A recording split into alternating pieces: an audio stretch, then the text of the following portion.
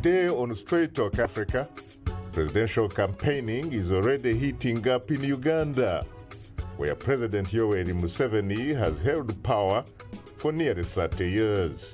Observers say the political playing field favors the ruling National Resistance Movement organization. The major contenders are former Ugandan Prime Minister and the NRM Secretary General Amama Mbabazi, and the Colonel Dr. Kizza Besigye, retired but certainly not tired, who is making his fourth attempt at the Ugandan State House. In all, there are 8 candidates competing for the highest office in the land. That's coming up next right here on Straight Talk Africa.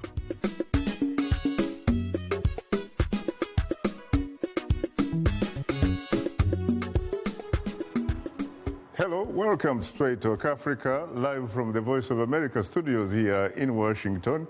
It's Wednesday, November 11th. I am Shaka Ssali. And I'm Mariama Diallo, your social media reporter. Hello to all our viewers and listeners on the continent and elsewhere. Thanks for joining us today. Today, we'll discuss and analyze the significance of the 2016 presidential election in Uganda.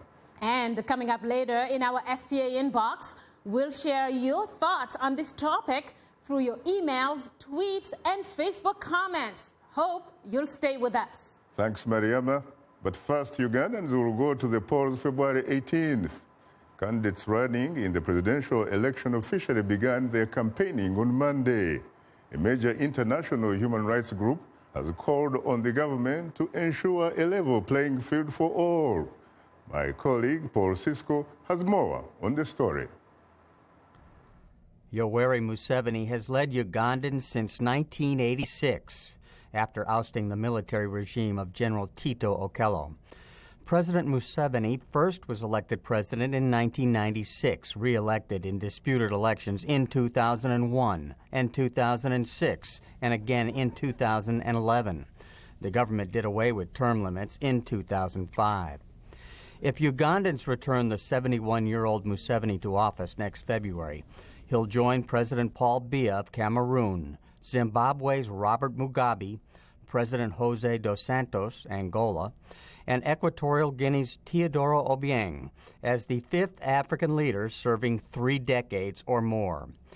Political observers believe the incumbent may be facing his strongest challenge ever. His stiffest competition is coming from long-term rival Kizza Besigye and from former Prime Minister Patrick Amama Mbabazi. Besigye is the nominee from the Forum for Democratic Change Party, the biggest opposition party. He's making his 4th bid for the presidency.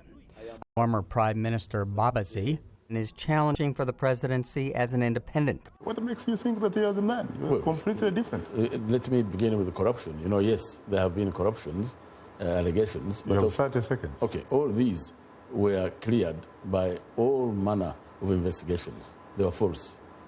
Secondly, what I'm proposing is that it is time for change. And I'm offering myself to lead that process of change, the transition from the old generation to the new. And I don't think there is anyone better suited. Challenger Kizza Besigye appeared on an earlier broadcast. Well, I must say that, frankly, I'm optimistic about the prospects for democracy in Uganda and even in the wider African region. And this is because I think the citizens are every day becoming more and more empowered with information. The government no longer has the ability or capacity to control all information that goes to citizens. Uganda's Electoral Commission has urged candidates to conduct peaceful campaigns and comply with the law. In 2011, according to European Union election observers, Museveni exercised his power to such an extent as, quote, to compromise severely the level playing field between the competing candidates, unquote. Again, Kizza Besigye. And there are 4 main tools. One is fear or terror using the state machinery. The other one is favors using buying of leaders. And the third is monopolizing information by controlling the media and all other outlets that give information to the public. So it's true that the opposition is weakened in all ways when there is a dictatorship like we have in Uganda. President Museveni was officially endorsed by his ruling NRM party 2 weeks ago. Unless Ugandans are mad, they can't support Mbabazi. Support Mbabazi, why? Or support Besigye, why? They are just telling lies. The longtime leader says only he can lead Uganda. He's credited with bringing a degree of political stability after years of turmoil and restoring strong economic growth to the country. Most political observers say President Museveni, as head of the NRM, will win the election. Opposition leaders Besigye and Mbabazi have reportedly discussed fielding a joint candidate to unify opposition against the incumbent, but apparently without agreement. Paul Sisko, VOA News. Thanks, Paul, for that interesting report. Now joining us here in our Washington studio is our distinguished guest, Morrison Rwakakamba, Special Presidential Assistant, Ugandan President Yoweri Museveni. He is currently a graduate student at Harvard University's Kennedy School of Government in Cambridge, Massachusetts. I have to say, Morrison, that I'm profoundly honored and exceedingly humbled to have the opportunity to host you on Straight Talk Africa for the first time. Yeah, thank you, Shaka. I'm actually thrilled that I've joined you in the studios, and I look forward to a very fruitful conversation. I'm very delighted that you had a pleasant flight from Boston to Washington, D.C. Yeah, it was quite a short flight, but fantastic. You're most welcome. Thank you. And Milton Allimadi, the man himself, the founder and the publisher of the Black Star News, an investigative online newspaper. He joins us from VOA studios in New York. Well, it's always a pleasure, of course, having you on Straight Talk Africa, Milton. Asante sana ndugu Shaka. Thank you. It's always my pleasure. The feeling is mutual. Later in the program, we'll give you, the audience, a chance to call and talk with our guests. The number to call is 202-619-3111. The US country code is 1. Let me come to you immediately. Morrison, you heard what Ugandan President Yoweri Museveni said about some of his formidable opponents. He says that Ugandans who vote for Kizza Besigye and Mbabazi, they must be mad because these guys are telling lies. Your reaction? Yeah, my reaction is that I think it is best in context, you know, the record of President Museveni and the successive elections that we've had where he has been hugely supported. But also what he says is scientific, because in January we had an independent poll, you know, conducted by a French agency called Ipsos, which also repeated this poll in May. Mm-hmm. And the results were very telling. 67% of Ugandans who were asked whether Uganda is moving on the right direction actually said yes, Uganda is moving on the right direction under President Yoweri Museveni. That poll also showed, in terms of weighing the political capabilities, it actually put Dr. Kizza Besigye as the second person. And I think Honorable Rebecca Kadaga was number 3, and Honorable John Patrick Amama Mbabazi, the former Prime Minister, was in oblivion. So the real contenders, in my view, to lead Uganda, it is clearly President Yoweri Museveni from the empirical and scientific point of view, and the other contender is Dr. Besigye. And I think others are really participants. That's what I see from the scientific and of course, there is only one female, Johnny female. Well, how do you react to that, Milton? Shaka. Yes, please. Those polls are meaningless. The polls that count are the people that come out to vote. And when the candidates were officially nominated, you saw the turnout. Clearly, Dr. Besigye's turnout in terms of supporters was overwhelming and outsized that of General Museveni. The same thing with former Prime Minister Mbabazi's supporters. And in terms of polls, scientific, remember the President of the United States, Barack Obama, when he was a candidate, at one stage, Hillary Clinton was leading him by 50 points. So these polls really are not the true barometer that we should judge them by. We should judge them by the fact that when Dr. Besigye was running for the FD presidency during the primary, the turnout of supporters were massive. And what did they do? They actually provided him with cash. So in Uganda, for the first time, we have candidates being supported by the grassroots. We've never seen that before. On the other hand, the incumbent, in order to encourage turnout during his rallies, he comes with sackfuls of money. The brown bag, that has become a new terminology in Ugandan politics. It's corruption. So in other words, the incumbent needs to bribe the citizens to show up to his rallies. On the other hand, Dr. Besigye is supported financially by the grassroots. And I think that's a very strong statement, and I think we're going to see the outcome in this coming election. Very interesting. What about some people, Milton, who might say, yes, you may in fact draw huge crowds, but there is nothing, frankly, that suggests that that crowd may, at the end of the day, necessarily translate into votes? Well, this is my challenge, Shaka. Let's have it proven in a free and fair election. So my challenge to the incumbent, General Muzeveni, is to, even at this late stage, allow an independent election commission that will determine the outcome of this election. Because that is truly the real test, Shaka. In fact, there's no credible evidence that the president has won any of the elections in which he was announced as the victor. If you go to a game and you're the one who also appoints the referee, Shaka, you and I would win every contest in which we competed as well. I see. So that is my challenge. And then the second challenge, Shaka, is he should debate the candidates. In fact, Voice of America, maybe in conjunction with NTV, should send an official invitation to all the candidates. And let's see who accepts and who rejects the invitation for a live debate of the issues. Your reaction, Morrison? Yeah, I think my reaction is very clear in a sense that President Museveni won elections since Uganda returned to multi-party democracy. All those elections, that's 2001 and 2006 that were contested, the Supreme Court, held that election because it was credible. It was within 95% of the confidence interval and was constitutional because the contest was on the issue called the substantiality test.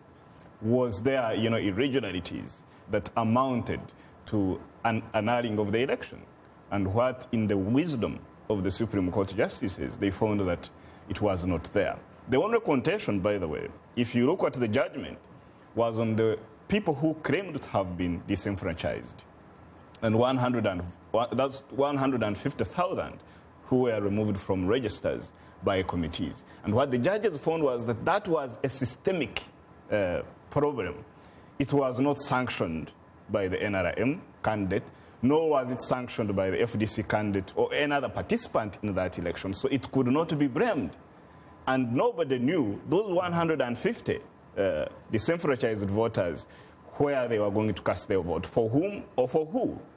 Do you see? So it was not, it was not very relevant that 150 be used to annul the will of the people, the 8 million people who had, voted in that election. And I think Justice Katurebe made a very interesting point when he said, okay, no, that was Justice Odochi, when he said, okay, even if we go to the 150 supposed voters and gave those votes free of charge to one of the contenders, the second, Dr. Chiza Besigye, would it actually create even a minute dent in the lead, in the gap that the millions of voters that President Museveni had ahead of Dr. Chiza Besigye? And it was not. I see. Well, do you see? Unfortunately, the time happens not to be our best ally. Now we'll pause for a short break. And would like to remind you that Straight Talk Africa is now on the social networking website Twitter, and we are tweeting live. Follow us at VOA Shaka, that's VOA Shaka, and join in on today's discussion with your questions and comments. Don't forget to use the hashtag Uganda Election 2016. And we are still on Facebook. Just enter the keyword Straight Talk Africa, become a fan, and connect with other friends of the Voice of America. We'll be right back with you, so please don't go away. Let's take a quick look at some of next year's Ugandan presidential candidates. President Yoweri Museveni is again the NRM's candidate, or the National Resistance Movement, to run for the 2016 presidency. He was also given another unopposed term as the ruling party's national chairman. He's been in power since 1986. Dr. Kizza Besigye, the main Ugandan opposition leader and the head of the Forum for Democratic Party, FDC, has lost the last 3 elections to Museveni. He's been arrested several times, often in a brutal manner, for his involvement in protests over the rising cost of food and fuel. Amama Mbabazi is running as an independent under the auspices of Go Forward, or GF, after a last-minute attempt to unite with Dr. Besigye failed. The former ally of Museveni also served as Prime Minister and a former NRM Secretary General. Faith Maureen Walube is running for president under the newly formed African Restoration Party, or ARP. She's a former Museveni advisor and the only female candidate in the presidential race.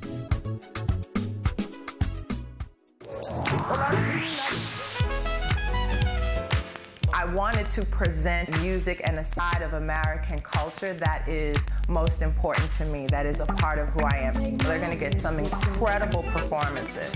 That's one of the things I love, bringing these artists in so you can get to see them do what they do. It's soul music, and that's what music is. It's that which comes from the soul.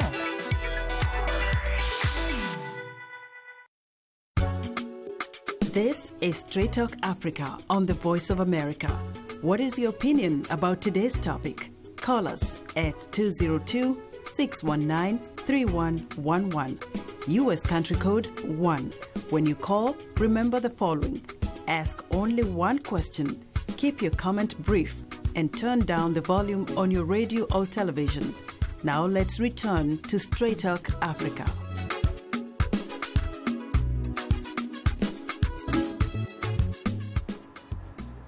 Thank you very much, Esther Githu. And of course, this is Straight Talk Africa, coming to you live from Washington. Let me go to the lifeline of the show, which are the telephone callers. And I gather that we do have a caller from South Africa by the name Suleiman. Good evening, Suleiman. You're most welcome, Straight Talk Africa. Suleiman, can you hear me? I'm afraid I cannot hear Suleiman. Let's go to New York. Milton, are you there? Yes, I'm here, brother. Well, you heard, of course, your fellow panelist, Morrison, here saying that, on the contrary, frankly, all the elections that Museveni has competed in, he has actually been winning them.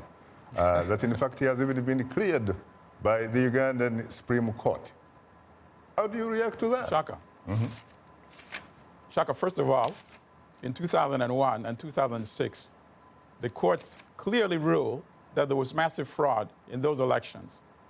I think the judges just did not have the courage to nullify those elections. And I think they probably may be fearful for their personal safety. And that's why I think it's important to have an independent election commission. If a president is so confident that he's so popular, why does he fear having an independent election commission? Number one. If a president thinks he's so confident and so much better than the other opposition candidates, why would he not debate them and let the voters really determine who has the best program? I think this is a chance for Ugandans really to have a fundamental change, which is what General Museveni had proposed 30 years ago when he first came into office. He said he wanted to end the impunity where African leaders overstay their office, their rule and power. But yet what happened? He's been around for 30 years now. He's competing against his own record. I don't think he has any other programs to offer the country. He lambasted African leaders for not being able to produce a needle.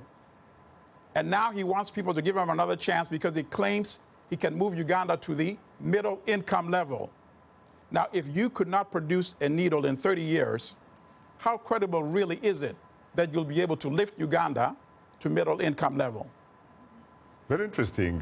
Morrison, I think you have a point when you talk about the Supreme Court, obviously, you know, voting against the petition. But let's go to 2006 in particular. Yeah. The evidence will show, of course, that the vote was 4-3 against the petition. Yeah. But I have impeccable evidence to suggest, for example, that a one Justice Joseph Mulenga actually was supposed to vote with the other three so that, in fact, the election could have been annulled. This information has also, in fact, been corroborated by another Justice George Kanyihamba himself, who is now retired, but certainly not tired. And to cap it all, a General David Sejusa, who, as you know, is a former coordinator of military intelligence, who actually said Besigye won the 2006 election. But there was a parallel electoral commission manned by the intelligence services. How do you react to that, man? Yeah, but to say that Mulenga wanted to vote to annul the election is absolute conjecture.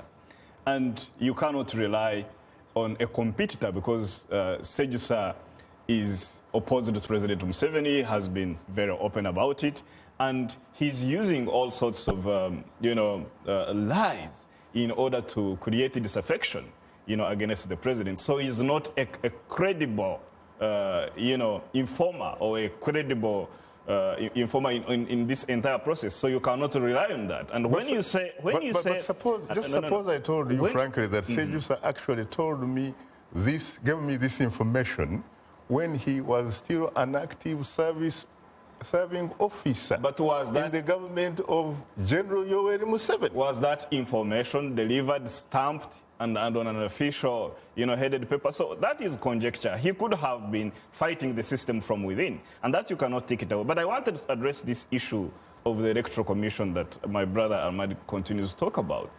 Who should appoint the Electoral Commission? What makes an Electoral Commission independent? The President appoints commissioners who are approved by members of Parliament, and members of Parliament are legally representative of the people. They are part of the superstructure that represents the people. They are the Leviathan, and that's very clear.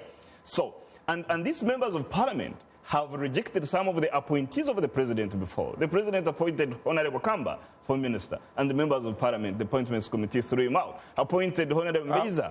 The members of Parliament threw them out. Appointed Shaka. Honorable, Haji Nasa Sebagara for cabinet, and he was Brother Morrison. And he was thrown out. The other aspect that we should look at, which was the executive proposal for amendment of Article 60 of the Constitution on the Electoral Commission, was on security of tenure for electoral commissioners to make sure that the President Shaka. or anybody else cannot dismiss them without a tribunal. And such a tribunal must be, composed, just like in the Judicial Service Commission in the judiciary. So what are the elements that constitute independence of the Electoral Commission? Shaka. And those two elements are clearly codified this is the 21st within century. Uganda. So I don't know what Allimadi is talking about the debate we have in every district. This is the 21st century. We have can I make a point? There is access to ferment of Can information. I make a point? 6 million Ugandans are on Twitter, on Facebook, debating proposals presented by all these people who are contesting Shaka. for leadership in the country. There is access to ferment of Shaka, can you hear information. me? I think your point is well made. Thank you. Well, what about that, Milton? I think, obviously, we have struck some nerve with Mr. Morrison. I think the brother, deep in his heart, knows that General Museveni did not win those elections. And that's why he's going around, instead of saying, yes, let's have an independent election commission, he's blaming it on the parliament now. He's saying the president appoints and parliament okayed it. when we know that in Uganda, the parliamentary elections themselves are not free and fair? So how can Parliament authenticate an appointment from the president? The president has his own referee. If Brother Morrison is up to the challenge, and if he's still the presidential advisor, he should advise the president, listen, this is the 21st century. If you really want another 5 years, after 30 years, let's leave no debate. Let's have an independent election commission. Let's have independent observers debate the other opponents and show the whole world that indeed your vision is the best. This is my challenge to Brother Morrison and to his boss, General Museveni. It's a very simple challenge. What about in a situation where some of those electoral concerns have not actually been met with, and you have a situation, frankly, where somebody will tell you, come February 18th, 2016, you are going to have to go to war with the army that you have, not the one that you wish you had? Well, Shaka, I think that we still will see some interesting development because personally, this is my own belief. I think if Dr. Besigye's supporters were brave enough to come out and vote for him when General Museveni's regime was at its strongest, and now when the regime seems to be at its weakest point, number one, I think more of his voters will come out.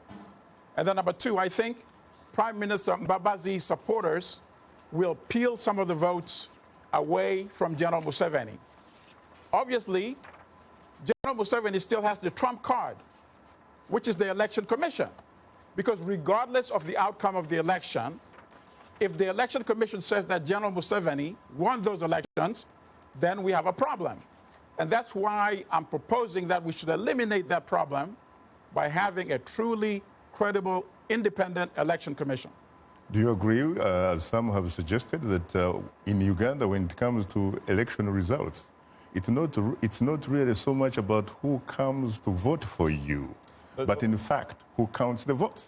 Of course, Shaka Ssali, you know that's not true, because in Ugandan levels of leadership, be it parliament or local councils, we have got opposition members. So how come their votes were counted and they are in parliament?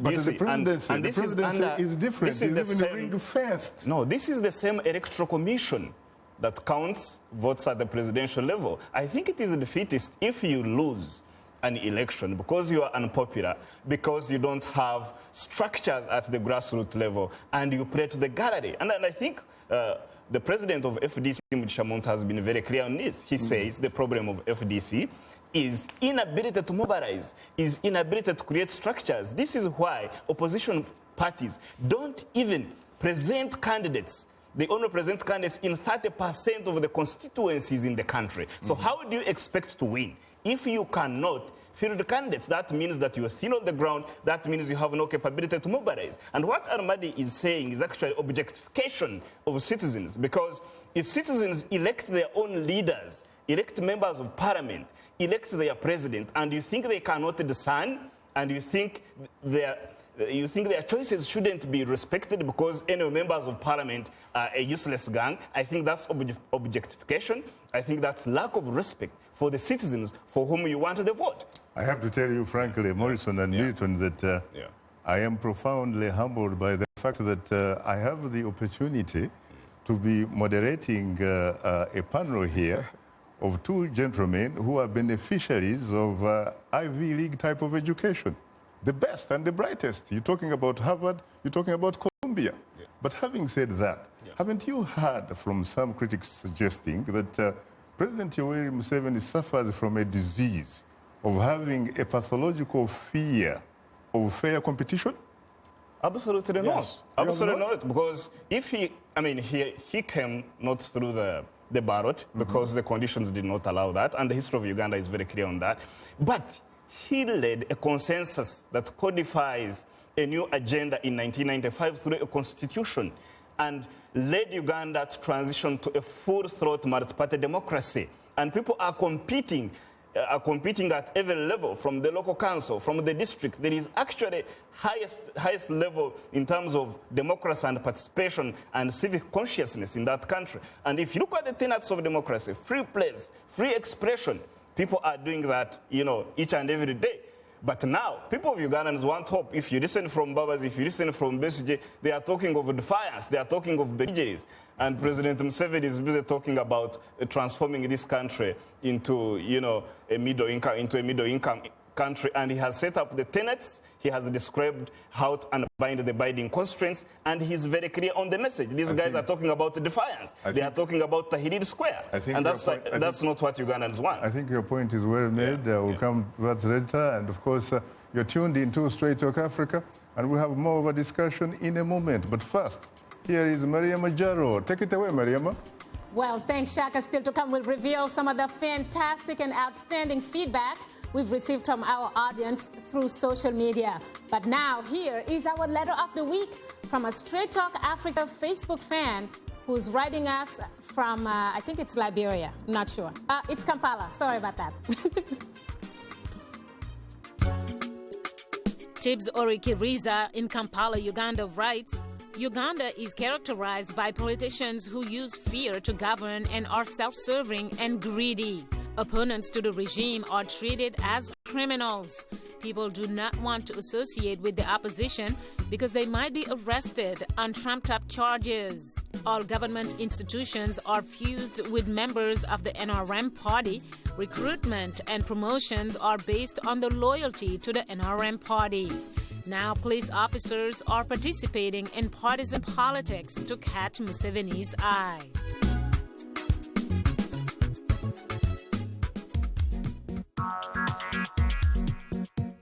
Like Voice of America on Facebook. Follow VOA on Twitter.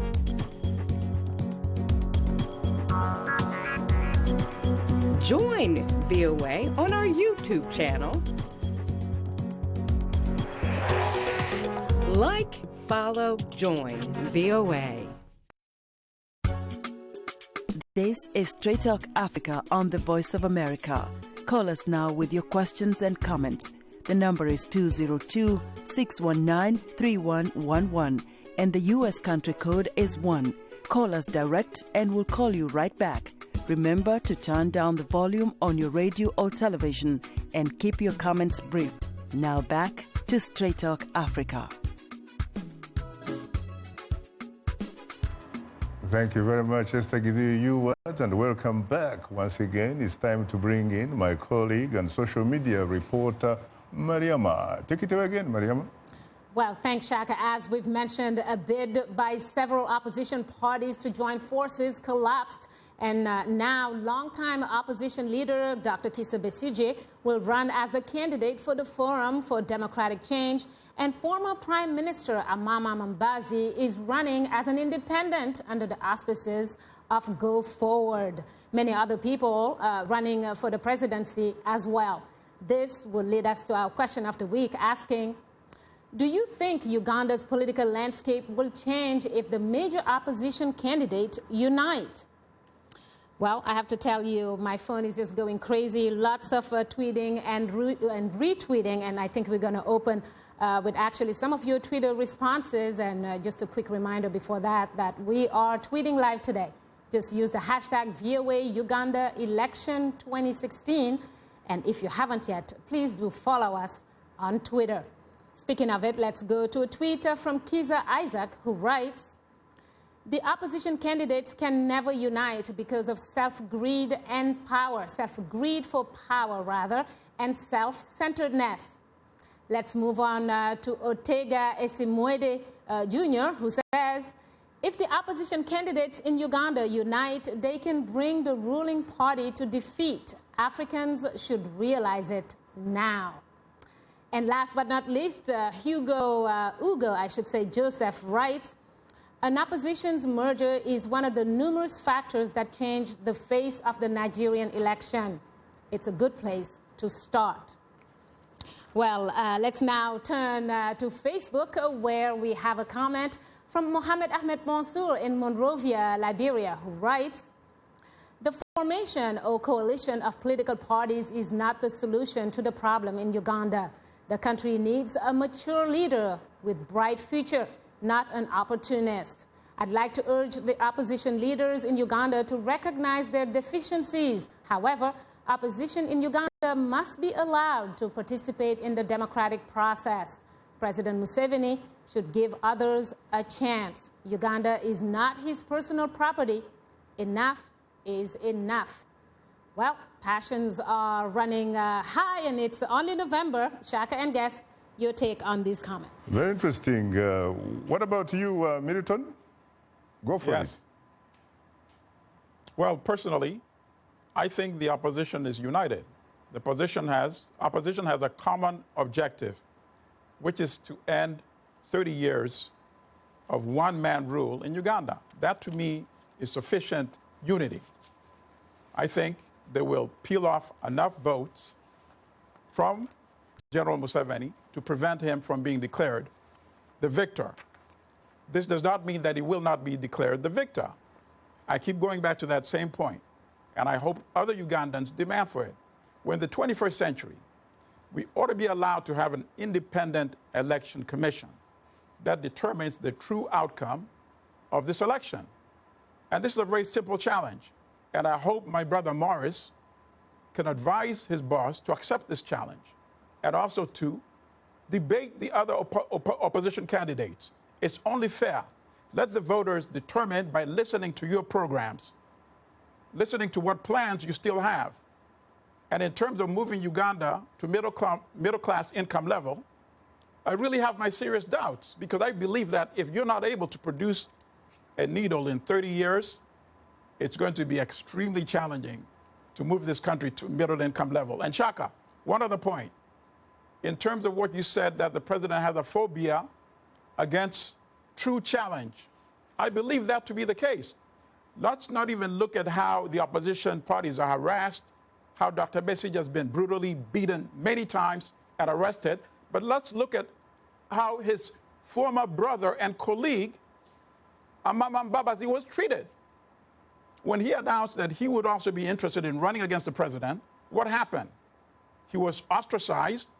His supporters, the youth particularly, started getting harassed and arrested. Maybe some of them are still even behind bars right now. That, to me, is not the sign of somebody who is confident, Shaka. I think General Museveni has a vision, indeed. But that vision is a tunnel vision. I think he does not imagine a Uganda without General Museveni as president. And that is the problem. That's not the lesson we should teach the next generation and younger people, including Mr. Morrison himself. My brother should aspire to one day being president of Uganda. Now Milton, you talk about how the opposition is united in the sense that it is, of course, competing against one major political adversary. Are you suggesting, frankly, that the fact that, in fact, there might be a common adversary that translates itself into being united? Are the opposition really speaking with one voice? They're speaking in one voice in terms that they want one-man rule to end in Uganda. In fact, they've discussed possibly having a government of national unity should they prevail in these elections. In fact, there have been people who have suggested that this government of national unity should have been formed before the elections and then demand to have credible, free and fair elections with an independent election commission. They're going to face a very tough challenge to get an election commission which was appointed by General Museveni to declare that somebody else other than General Museveni won these elections. That's going to be their biggest challenge. But if you are talking about, a government of national unity, which of course was a suggestion from the Kofi Annan Foundation, a former UN Secretary General, as you know, in London, what about the other requirement that they in fact have to agree on one presidential candidate under the auspices of the Democratic Alliance? Well, Shaka, that didn't happen, obviously.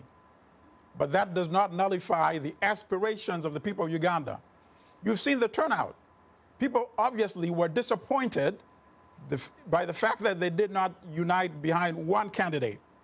And some people suggested that this may cause apathy. But judging by the turnout, after they were nominated officially as candidates, there does not seem to be apathy at all. In fact, people just seem to be even much more emboldened to exercise their democratic right, which is to vote for their leaders. Mariama, any more feedback from the audience, please? Absolutely, Shaka. Let's move on to a posting from Ayiko Bua in Lira, Uganda, who writes, Africa is full of young people, so why are its leaders so old? Whether people vote the incumbents in or out, election results appear to be no different, since the Electoral Commissions in most countries are partial to the ruling party. Well, another Facebook comment comes from Jesse Saint-Germain of Dar es Salaam in Tanzania, who writes, whether you are Ugandan, Burundian, or Rwandan, elections are just fun to watch. In my native Swahili, we call it Mazinga Ombwe, meaning the magic trick show. In the end, we all know that a rabbit is going to be pulled out of a hat, and that rabbit is Muzeveni. Shaka. Very poetic writer here, nevertheless. He's making his points, and the previous comment talking about the elderly ages of many African leaders, even if there are a few young ones, I have to say there are a few young leaders, but most of them are basically older. So that's a point that this comment was trying to make. Morrison, why does your boss seem to have this perception? But you see, that perception you talk about is conjecture. It is not founded on evidence. It is just perception. And I wanted to make this comment about alliances. I need to tell you that President Museveni has been beating and defeating alliances over the years from 1996, when Dr. Paul Kawanga Semogele stood for presidency. It was under the rubric of certain forms of alliances that involved other opposition groups. In 2000 group, Kizza Besigye, under the rubric of reform agenda, was backed by all those political parties and other alliances. In 2006, all these issues around and IPC, the interparty cooperation. So President Museveni has, over the years, been defeating alliances. And this particular alliance called TDA was really not going to happen. Even if it happened, President Museveni was going to squarely defeat it. And even now, the evidence is very clear from what you're talking, Shaka. The opposition political parties, the opposition candidates are eating from their own shrinking and small base. Honorable Mama Mbabazi has taken over DP, the Democratic Party, but the Democratic Party participated in 2011 elections and got only 4%. So perhaps my projection is that as a participant, Honorable Mama Mbabazi will likely get the DP vote of 4%. He is busy ostracizing. You're using the word ostracizing Kizza Besigye and his camp. And even when the FDC was focused on issues under the president of FDC, Mugisha, they launched a program document called Uganda Leap Forward. I even did attend that meeting.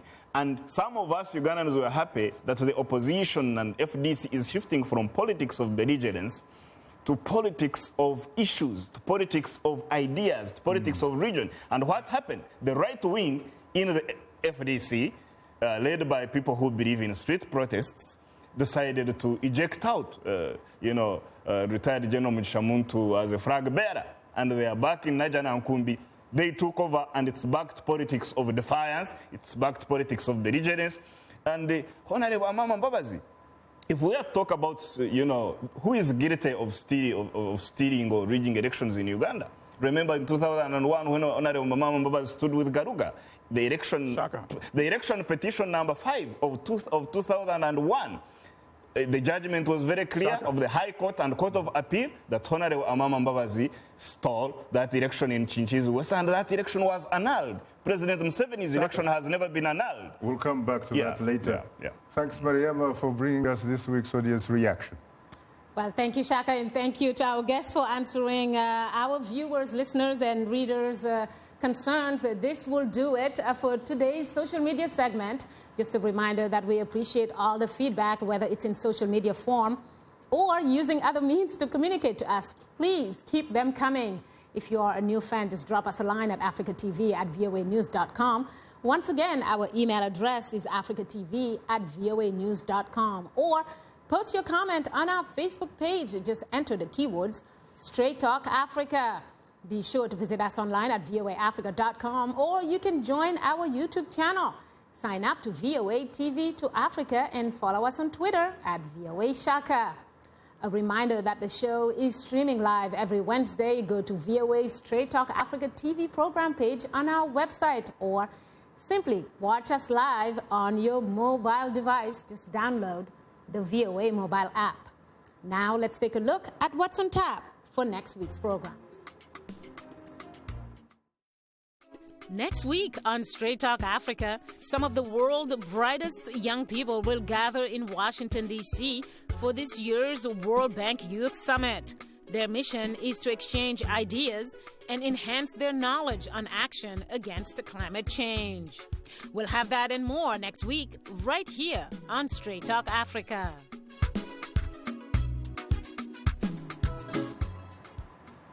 A reminder that you are tuned into Straight Talk Africa. To participate in our discussion, please call us at 202-619-3111. US country code is 1. We'll continue our discussion in a moment, so please don't go away. Once again, let's take a look at some of Ugandan's presidential candidates for next year's elections. Abed Bwanika is running to be president for a third time. He vows to rehabilitate homosexuals if elected. Venantius Barriamuriba is a former vice-chancellor at Makerere University. If elected, he says he will put the progress of the Ugandan peoples first. Retired Major General Benan Biraro is running under the banner of the Ugandan Farmers' Party. If elected, he promises to increase funding to the farmers. Finally, evangelical pastor Elton Joseph Mabirizi is the founder of the Ambassadors of Christ Church in Namungona. If elected, he promises to combat corruption.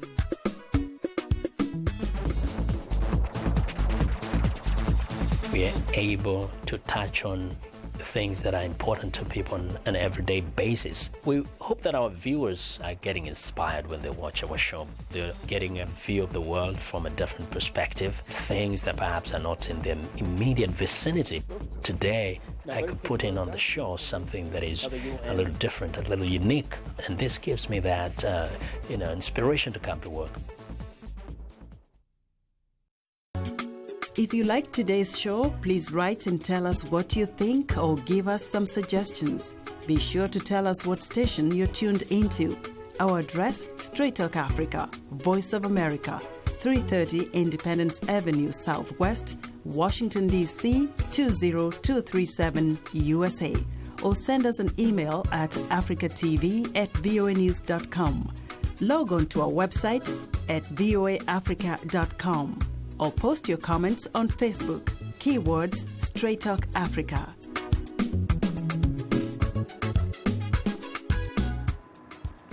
Thank you very much, Esther Gizu-Ewart. And of course, this is Straight Talk Africa, which is coming to you live from Washington.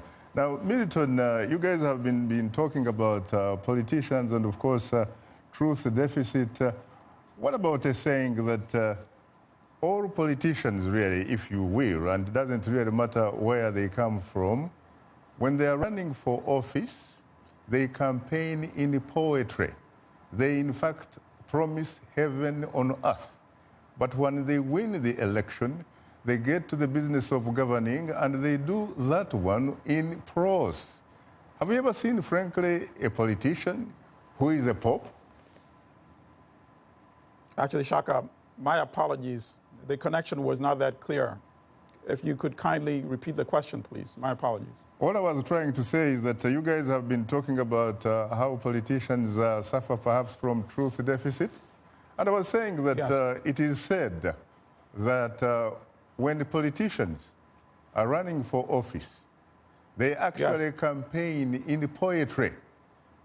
Right. And when it comes to the business of governing, they actually do that one in prose. When you're looking for a job, man, they promise heaven on earth. Okay, Shaka, let's assume that is true. That even makes it much more imperative that we have presidential term limits. If that is indeed true, we cannot have one person exercising presidential powers for 30 years. In fact, that makes my point even much, much stronger. But in the case of General Museveni, we have damning evidence. His own words. He lambasted other African presidents 30 years ago for being unable to produce a needle. And anybody can go and watch that speech. It's on YouTube. It was a very passionate speech. And when he made it, perhaps he actually believed in what he was saying. But he's had 30 years. Not only has he not produced needles, but Uganda's roads, which were built by past regimes, have deteriorated. The hospital system, which used to be the pride of Africa, has virtually collapsed. We're all familiar with stories of people dying in hospitals because of lack of medication.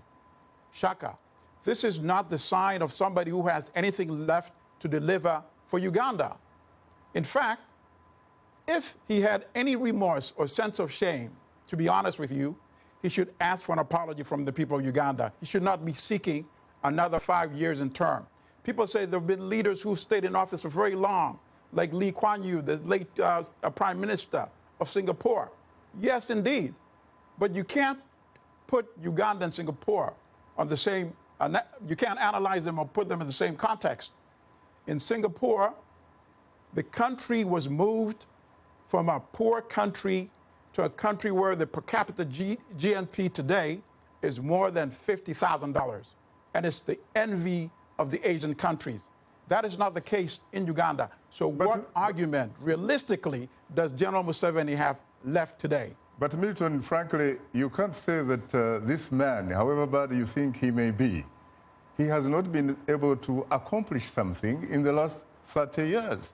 That is for the country. I have been to Uganda and I have seen some roads. For example, the road from Kampala to Fort Portal. The road from, for example, from Kampala to Chisoro. So there are certain things, frankly, that the man has been able to do. Shaka, we have to take the totality. The regimes before him, in the 1960s, the country was able to build a road network, not one or two isolated roads. The country was able to build an infrastructure, a hospital system. We don't have that today. Thank you. Thank you very much. How do you respond to that? Thank you. Thank you. I think Allimadi hasn't been in Uganda for a very long time because he's talking as a person who is extremely very detached. And I'm happy that you mentioned that we, from east to west, north to south, we have the most credible network of roads, surfaced and tarmacked. My father used to travel from Rukunjiri to Kampala, and it would take 2 days. Now it takes 4 hours to run 400 kilometers. And, to sit wherever Allimadi is sitting and start, bringing out those rehearsed lines. Actually, the kind of statements he has been making are rehearsed lines from opposition in Uganda and have been part of a package of lies that those opposing to President Museveni have been, spreading in order to make their own country look bad instead of attracting investments to the country. This is a country in 1986 which was collecting only 5 billion. Now it is its economy is 50 trillion, and it is moving very quickly. It has a health center in every sub-county, almost 3,000 sub-counties, every health center. People can access services. I was going to ask you whether... And because of that... I was going to ask you whether that money you're talking about is reflected in the people's stomachs? This is a point I'm making. People's neighborhoods? This is a point I'm making. But you have a president who actually sent his own daughter to give birth in Germany, frankly, which is a vote of no confidence in his own health care. Let me tell you that now. Let me tell you that if you look at the data sets on mortality, on maternal mortality rate, on infant mortality rate, they have gone down extremely. And if you look at the life expectancy, Ugandans are living longer. because they are more healthier, because they are accessing health care. Ugandans compared to Kenya, compared to Rwanda, compared to all these other countries are less poorer. If you are to look at reduction of poverty, yes, it's now below 19. It's now below 19%. If you comparatively with other statistically, not statistically, realistically, and felt in people's pockets. Why do you think every other 5 years they vote President Museveni? It is because they have the confidence that he's taking them on the right path, on the right direction. We may not, we may not be in Jerusalem yet. We may not be in Israel yet. But we are on a journey taking us to Jerusalem. If I'm to be biblical, for a while. But I also want. So is he both? Is he both Moses and Joshua?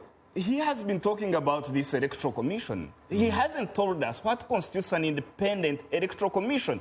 President Jonathan appointed Professor Jenga as the chairperson of the Electoral Commission in Nigeria. Jenga recently delivered somebody else who won elections and Jonathan lost. So what constitutes an independent Electoral Commission? Why is he skirting around it? Let me ask him, can you answer that question, please? You have 30 seconds. Could you please answer that question? What constitutes an independent Electoral Commission in your view? An independent Electoral Commission cannot be selected by the president himself. You have 30 seconds. Obviously, all the opposition parties and civil society must be involved in selecting the Independent Electoral Commission. And I hope my brother advises his boss to accept it and also to accept a debate. And in terms of the roads in Uganda, just look at the roads in Kampala. We get images every week of people drowning, literally, with water. Thank you. Overwhelming them in Kampala. Thank you. Thank you. So let me ask you this question now, Morrison. Let me ask you this question sincerely. And I want you to talk to me from the deepest, better part of the bottom and the heart of your Kunjiri heart and soul. President Museveni has been variously quoted as having said that he is the only person in Uganda who has the vision to think. Do you sincerely believe that he is the only individual in Uganda who can think for the country?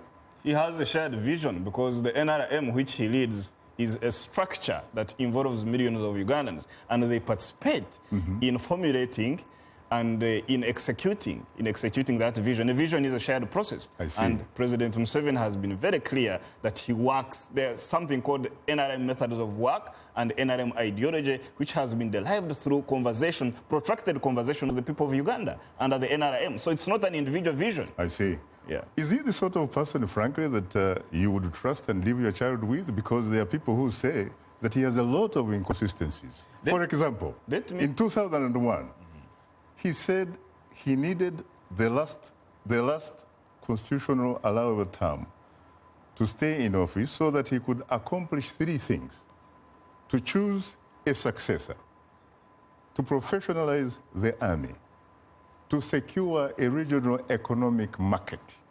What happened? You see, Shaka. 2001 and 2005, you have a political constitutional shifting of the political goalposts. I fully trust President Museveni. That is why I actually work for him. And working for him means I'm working for people of Uganda because they entrusted him, with that office. And in exercising leadership, it's a process. Unfortunately, time happens not to be our best ally, Morris. On that note, thanks to our distinguished guests, Morris Rwakakamba, Special Assistant to Ugandan President Yoweri Museveni, and Milton Allimadi, the founder and publisher of the Black Star News, who joined us from New York. To our affiliate stations, along with our viewers and listeners, we thank you for tuning in. For many of our Voice of America radio affiliates, Learning English is coming up next. And tomorrow morning, it's Daybreak Africa with James Bate. On behalf of the Voice of America, thanks for tuning into Straight Talk Africa. In the meantime, get better, not bitter, Uganda. And please remember to keep the African hopes alive.